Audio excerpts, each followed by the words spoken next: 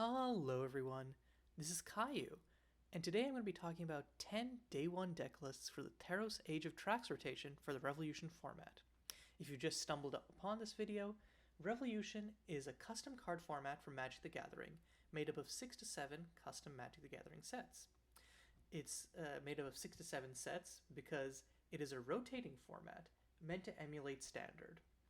If you're interested in learning more, I'll be linking in the description 2 links.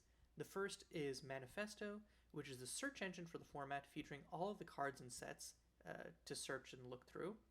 The second is a link to the custom Magic server, where the format is hosted and where you can find all discussion, matchmaking, and resources like the Cockatrice Portable, which is used to play the format. All that being said, today's topic is the newest set added to the format, Theros Age of Trax. I wanted to make 10 sample deck lists that people could use if they wanted to dip their toes into the format but weren't sure how to go about brewing themselves. These decks were made with 3 conditions in mind. The first is that I wanted them to use 2 or more cards from the newest set prominently. I wanted them to feel as though these are decks that you couldn't have built before Theros' addition to the format. The second is I wanted them to be relatively competitive. I didn't want someone to pick up these decks and then get pub stomped. The third is I wanted them to be pick up and play, relatively intuitive, with few edge case interactions. All this being said, these are day 1 deck lists, so there's no indication of how the meta is going to shape up, and while I consider myself a competent deck builder who is familiar with the format, there might be deck building choices, both mainboard and sideboard, that change as a meta is solidified, or as cards that I didn't consider come into prominence.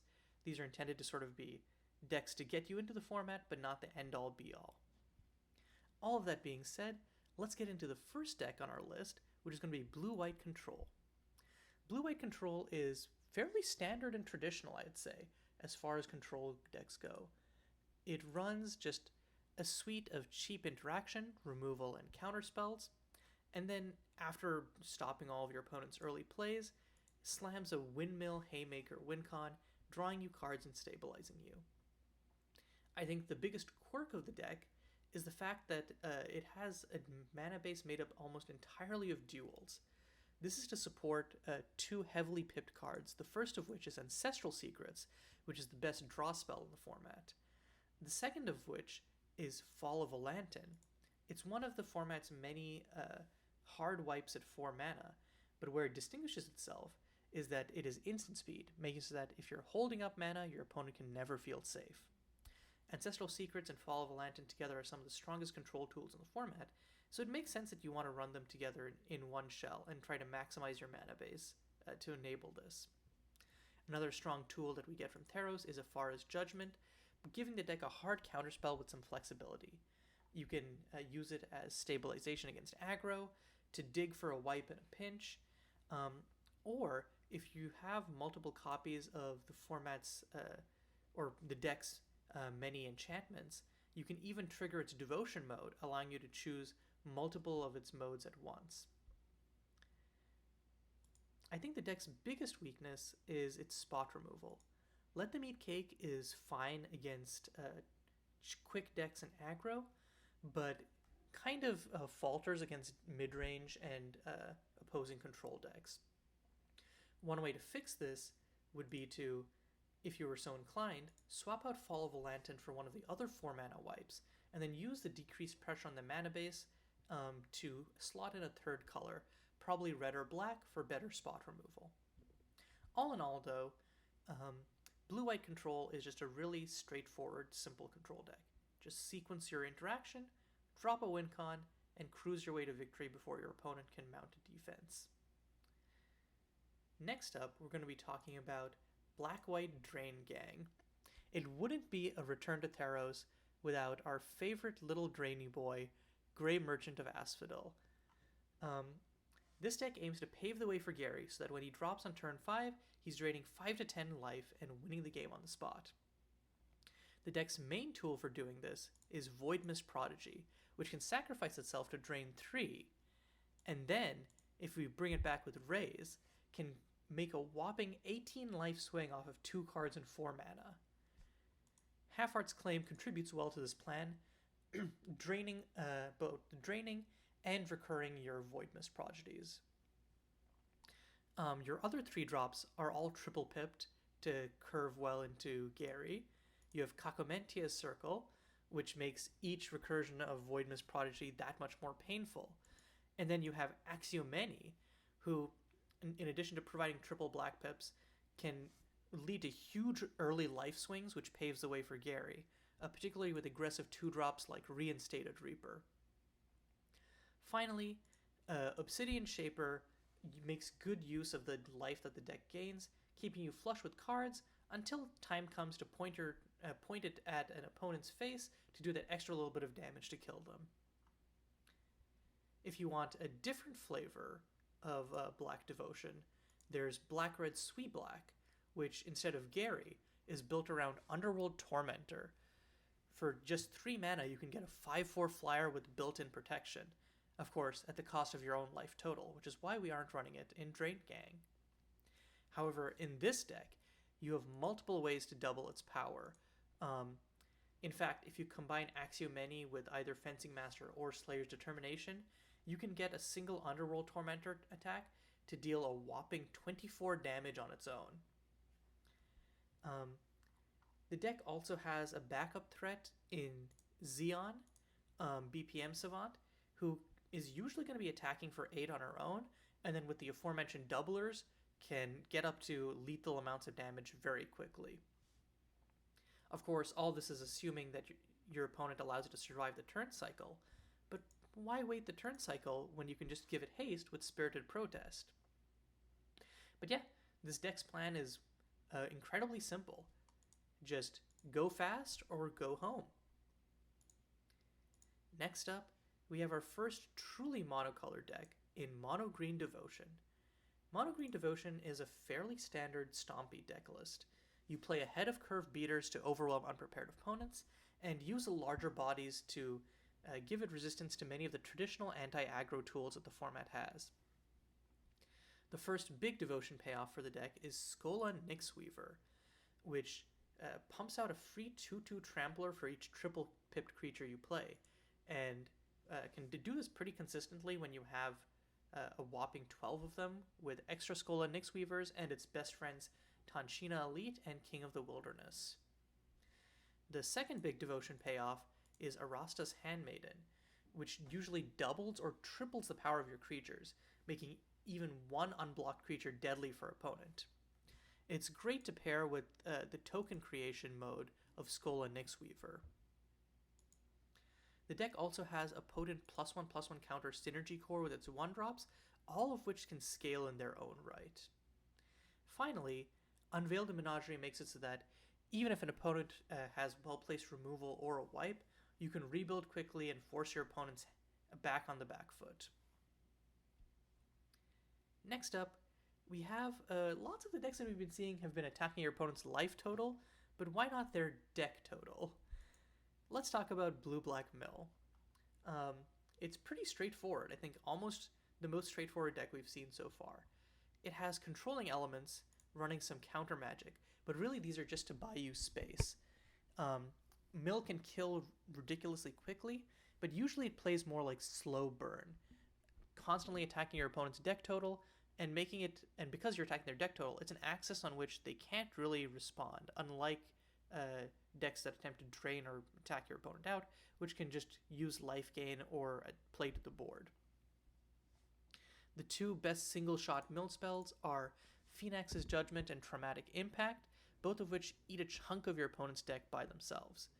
Phoenix's Judgment also works really well to stabilize you against aggro, and its devotion checking synergizes quite well with Curse of the Failing Throne. Curse of the Failing Throne also puts your opponent on a pretty quick clock, and creates a bunch of chump blockers to make it so that aggro decks can't get through you. The deck also has other quote-unquote burn engines with Lost to Memory, which provides repeated pressure in the same way as Curse of the Failing Throne.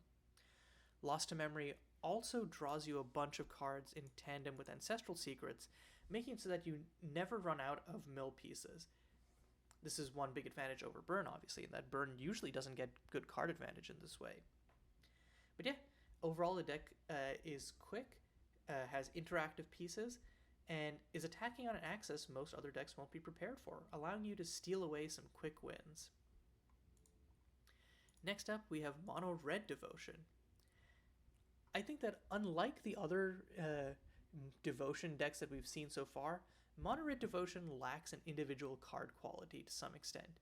You are going to have to run some not strictly as strong cards to enable this deck.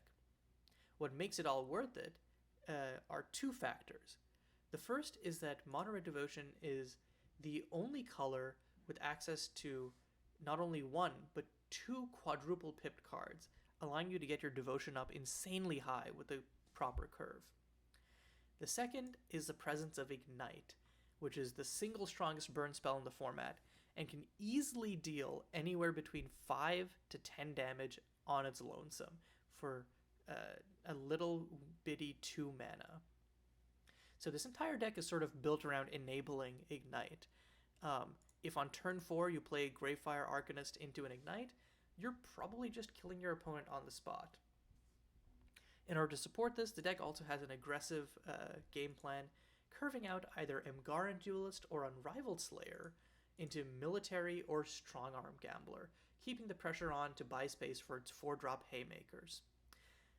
Military into Petros on its own is a whopping 11 damage on turn 4. Koyos himself is no slouch, digging for multiple copies of Ignite, allowing you to kill threats which Mono Red usually can't deal with, and then closing out the game for you emphatically with his -X. But yeah, overall Mono Red Devotion demands faith in getting the right curves and hitting copies of Ignite, but when you do, there are few decks in the format that can actually withstand its damage output. Next up, we're going to be talking about the Burning of Pide, which is a blue-red spells deck built around its titular card, the Burning of Pide. Whenever you cast a non-creature spell, it pumps your board and gives them haste, which can lead to some terrifyingly large boards. This deck aims to use it with token makers such as Waterglass Duelist and the Founding of 12 to build up a large, hasty board out of nowhere to quickly kill opponents.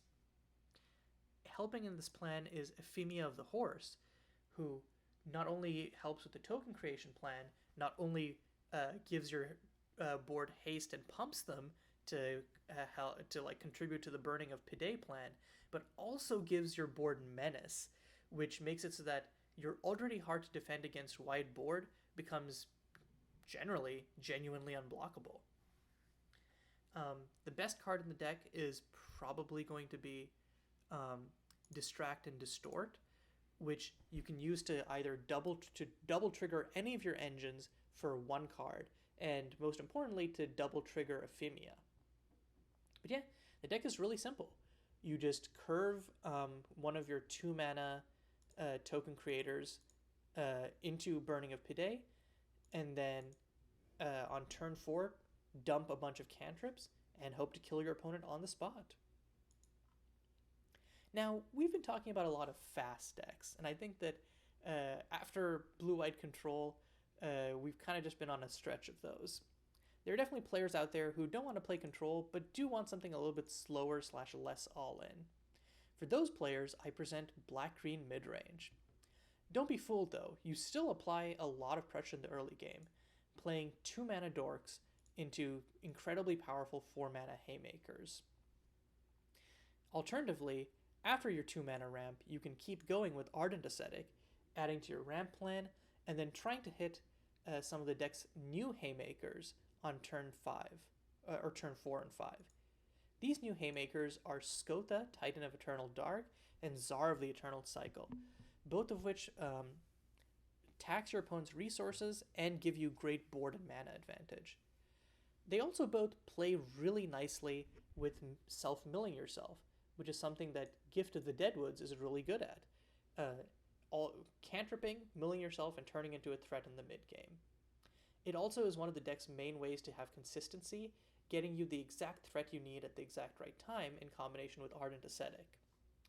Depending on the situation, you might either want Skotha to provide recurring value, Czar to extend your board or force your opponent to sack something, or you could want Tenacious Snapvines for just big lifelink and big stabilization. Overall, though, the deck really benefits from its 2 new Haymakers and has a lot of consistency that generally rock decks love to have. A different flavor of grindy deck, and one that any fan of Theros should have been expecting, is Blue-White Enchantress. It would not be a Theros set without some sort of enchantment support, and Ifara Hero Maker is an insanely strong engine, making every single enchantment you have cantrip. In a weird way, though, your deck is already built around cantrip being enchantments such as Asahi's Final Front, Kaleidoscope, and Moonlit Meditation, all of which can help you quickly find an Ifara to double up on your draw. You can also find another engine in Search of Peace, which allows you to flicker all of your enchantments, giving you another way to turn your cheap cantrips into extra draw. Benthelos of Land and Sea can double this plan if it copies an In Search of Peace, or can just be a cantripping blocker, or can even copy some of your removal enchantments. It's just a really flexible way to double up on the value that your cards provide in a deck that's already really good at doing that. Once you hit a Keening Bell Tower, the card advantage suddenly turns into a really quick win con, draining opponents out of the game as you just draw through your deck. Of course, like Blue-White Control, its biggest weakness is its single target removal. If you want to fix this, add some black sources and add in Dooming Door and Omen of Slaughter to make it so that your opponent can never really keep a creature on the board. Our final deck is another monocolor deck, but unlike the ones we've talked about so far, it isn't a devotion deck.